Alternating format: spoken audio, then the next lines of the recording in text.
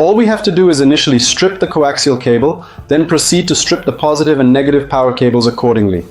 You do not require any specific tool in this situation. You can perform the cleanup using a regular knife.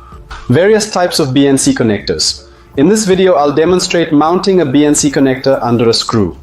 We're cleaning up, removing insulation, and using wire cutters to free the central wire. At the BNC connector, we loosen the screw using a regular cross-shaped screwdriver, place it onto the cable, tighten the screw, wrap the braid around the base, and secure the base by firmly clamping it with a pair of pliers. After that, you can put on a protective cap. Just clean the cable power and plug it into the power connector and tighten it with a screwdriver.